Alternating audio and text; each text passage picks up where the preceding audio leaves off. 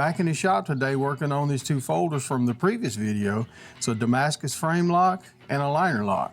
I've got to get the blades ground, get all the contouring done, any kind of embellishments I'm going to do, and then anodizing. Get them all colored up nice and pretty. But first, I got to take care of a problem.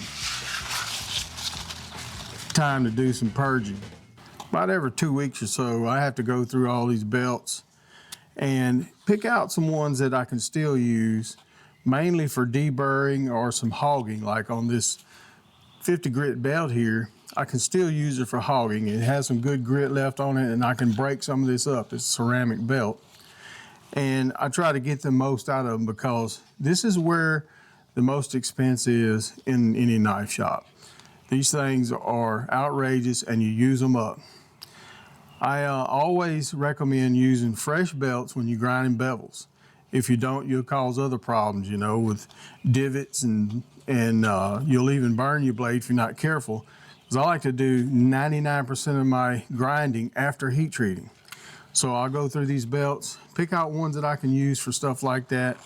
Like this here 120 grit, 220 grit belt is just too much gone. It's I could probably use it for some deburring, but it has some frayed edges and messed up edges. It's not worth it. So I chunk it. And then I will keep one like this that's in pretty good shape. And I'll go through the pile and recycle what I can and get rid of everything else. It's really all you can do with this stuff. I mean, it's a shame you can't use it for something else, but I really get the most out of them as much as I can till they're gone, and that's why I'll use them for deburring and things like that. Just one of those necessary evils in a knife shop. Very expensive, the most expensive cost in your shop.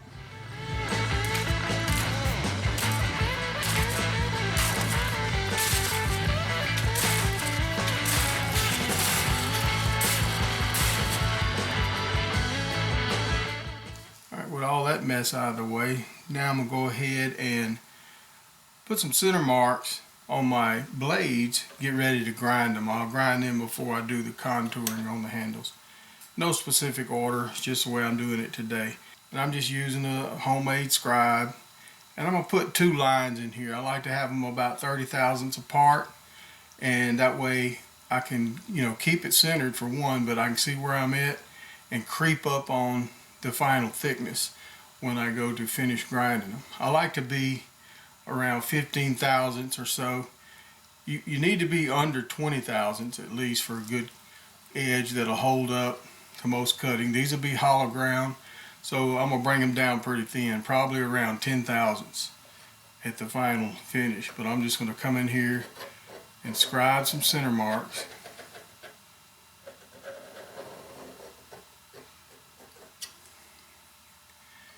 And that'll give me a reference when I'm grinding.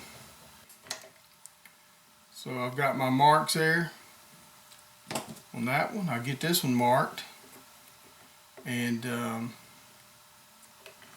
get these boys ground. Turn this the other way. I don't know if you can see that, but that's all I need. By the way, I still have to make the pocket clip for that frame lock. Still have to cut it out and do that project. Somebody showed me a vendor that was selling these, making them and selling them out of titanium. They were about $100 or so, and he was like, man, that's expensive. And all I can tell you is cut these out and make them yourself, and you'll see why they're so expensive. It takes quite a while, good bit of work to do just on that pocket clip. So what I'm gonna do here, some people grind these in the frames. They go ahead and put them together just like, you know, assemble the knife. I don't like to do that because I don't like to risk scratching and scarring it up or any kind of other damage that might happen. So I just use a bar with a 3/16 hole. I mount it in here like this. Gives me something to hold while I'm grinding. And it's just a brass bolt and a brass nut, and it used to go on there. Definitely nothing fancy here for sure, but it works. And it's just to hold it. It's just something I can hold when I'm grinding. And makes life a little easier. I don't risk damaging any of my frame or liners over there. I've got some reference marks in here. I know where to grind, and they just reference. It doesn't necessarily mean where I'm gonna stop or get to, but that's what we're gonna do. What I'm gonna do is come in here at a 45-degree down to these center marks, and with an old belt or an older belt, and then I'll put a fresh belt on and start grinding the bevels.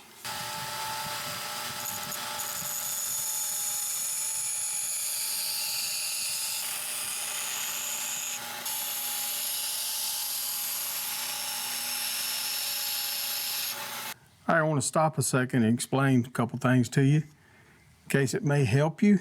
And look, I'm sorry about this camera. It just blows out everything. Zero dynamic range on this ancient camera I'm having to use. As you know, in the last video, or video before last, broke my camera. I think that's the third camera I've broken in the shop, but this one here is an old one I dug up, and it is just absolutely horrific. But hopefully I can show you what I'm trying to do here. But I've cut those bevels, those 45s like I was talking about, on each side, and I'm down to my center lines. It's about 30 thousandths there. And then I come back and color them with a marker just so I can sneak up on that edge. I also take a piece of sandpaper and shine this edge up where I can see it as I'm looking down on it, and the light reflects back to me. I can see where I'm at very clearly. I can make sure that I keep my plunge lines square. That's what I'm doing. You know, I try to do that initially, but from here on out, I'll be using J-Flex belts where I can cut a radius smooth transition in those plunge lines and keep them good and square. But as I go up in grits and progress to my final grit, each time before I change belts to the next grit, I'll come in here and color it the same way with the marker. That way I can ensure that I get all those previous scratches out. I can see what I'm doing. And it really saves a lot of time when you go to hand sanding, because I will be hand sanding these up and you know, make them good and clean and nice. And doing that really helps eliminate having some previous scratches, deep scratches that I didn't see. Whereas when I color them, it gets down in them, and I can really get them out and see what I'm doing there. So now I'm just going to go up all the way up to about 600 grit, then I'll hand sand them.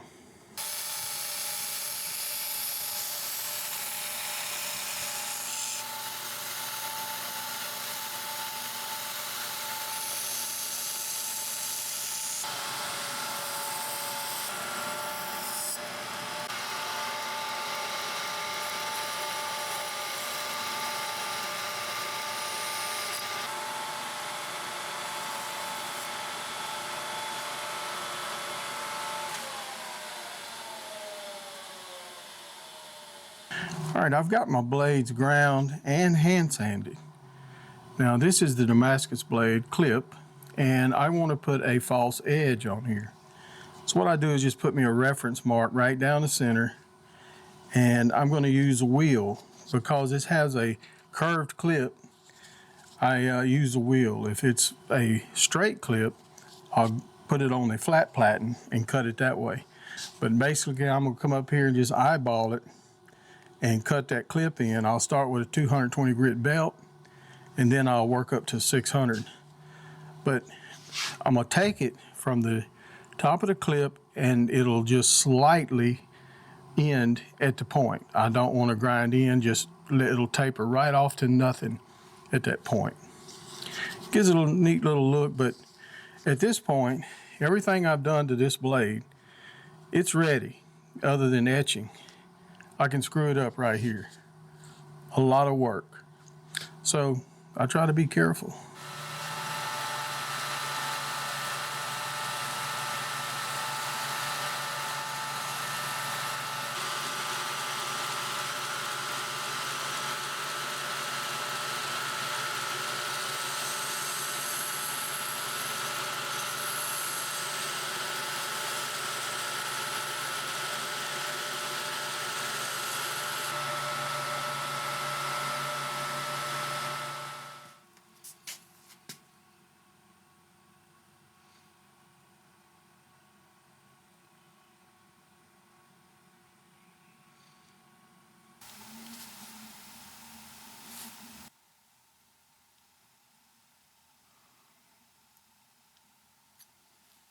All right, with the blade work done, I'll still have to do the etching on the Damascus blade and just a little cleanup, but I've got all the hand sanding done and we're ready to start contouring our liner lock and frame lock. What I've got here is some lines, reference lines. I don't know if you can see them. They're very light pencil in there. I just use my height gauge and put lines all the way around so I'll have something to reference when I'm contouring. I'll be using a flat platen in the horizontal position and contouring them like this. I'll work up to probably 600 grit and then do any hand sanding needs to be done. I'm also going to come in here and I'm going to do some file work on these liners. I got to soften the insides of the frame lock, and anywhere that, you know, these sharp edges need to be softened up to this back spacer here and on the inside.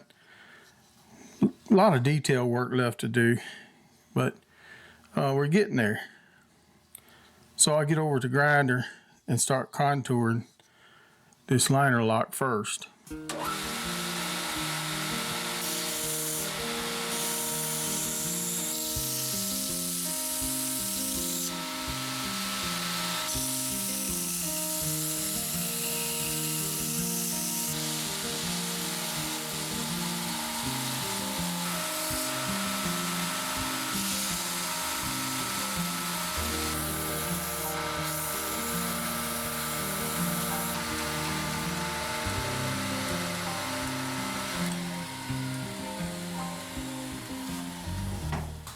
All right, I got quite a bit of finishing work to start on now, but I've got the frame sanded and, you know, all the contouring's done on both the liner lock and the frames.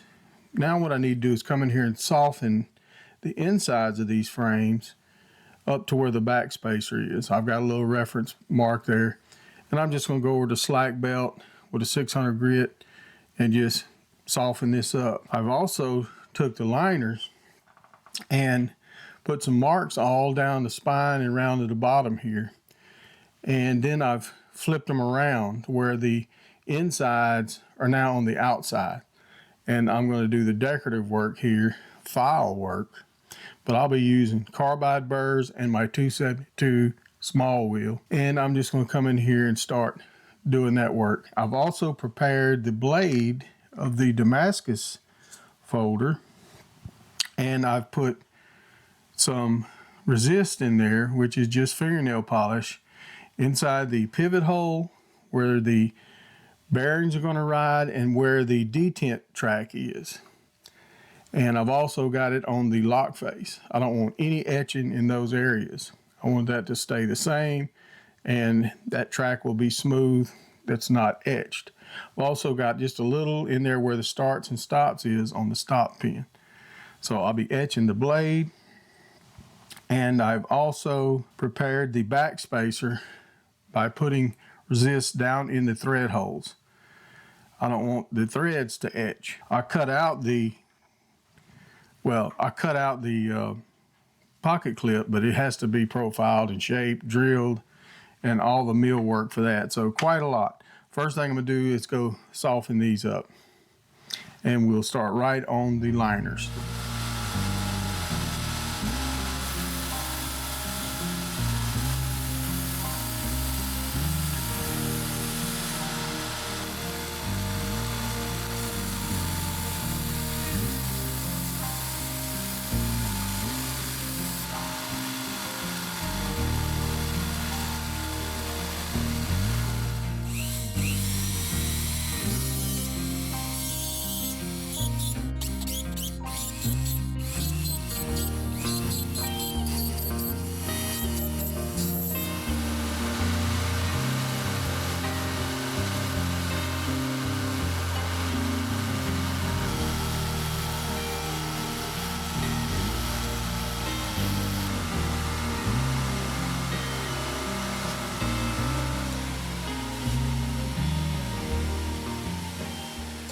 A couple days ago, I was surfing around on Facebook, one of those forums. I think it's a I'm not gonna call it out. They got a lot of stuff on there. But anyway, somebody asked the question, where do they get the chuck to hold their Cratex? And Cratex are used for jeweling, and I'm gonna be jeweling the inside of these liners. And you know, people will say, I get this one here. Well, I put mine right in my Jacobs chuck. I mean, if you're gonna buy a chuck or a holder to put it in and then put it in a chuck, it's kind of the same difference in my opinion. I might be wrong, but you just don't over tighten it, whatever you're using, and it'll be fine. I've always used them in right here in a drill chuck.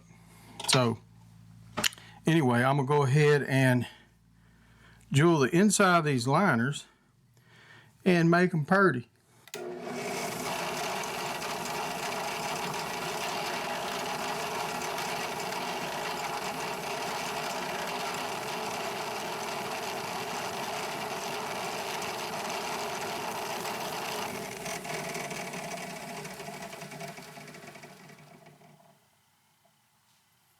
All right, we're gonna go ahead and anodize these liners.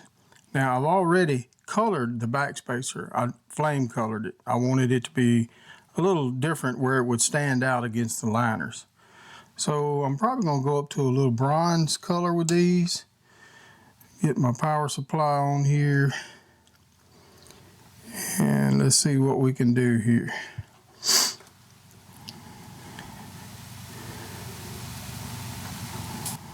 Give it a minute. All right, let's see what we got.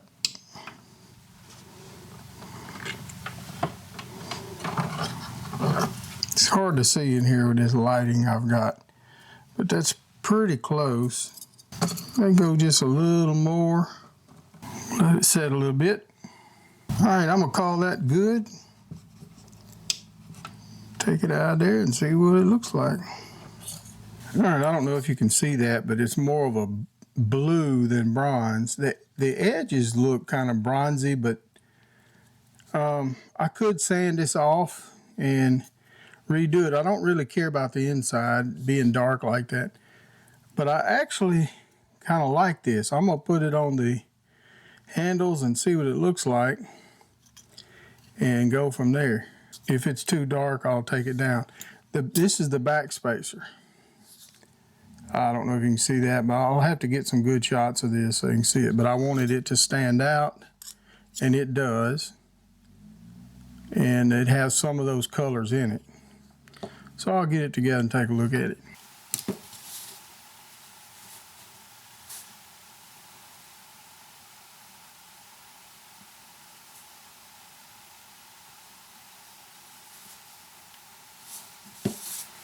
All right, now I'm gonna drop back and make that pocket clip for the frame lock. I've got it set up here in the vise, pretty sketchy looking as usual.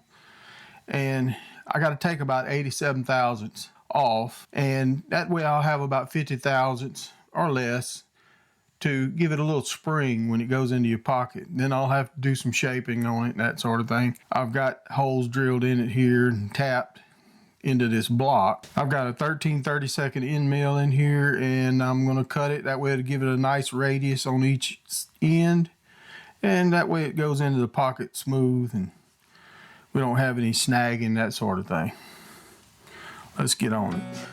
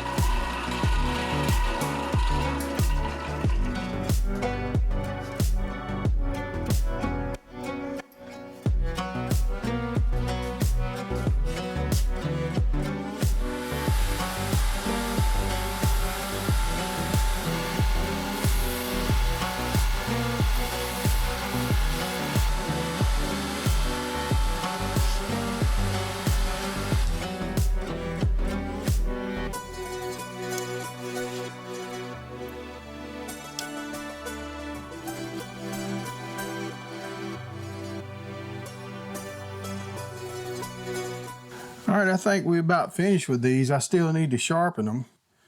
This is the liner lock, and I will take some photos where you can see them a little better. This camera just don't do justice. So this is a drop point liner, stainless. It come out pretty good. It's got, I could do a little more polishing here and there. I just need to clean it up, but for the most part, it's done. Liner lock flipper. All right, and the frame lock, which is a twist Damascus clip, and it's fire fast too. Those bearings are really nice. It's hard to see that pattern, I know.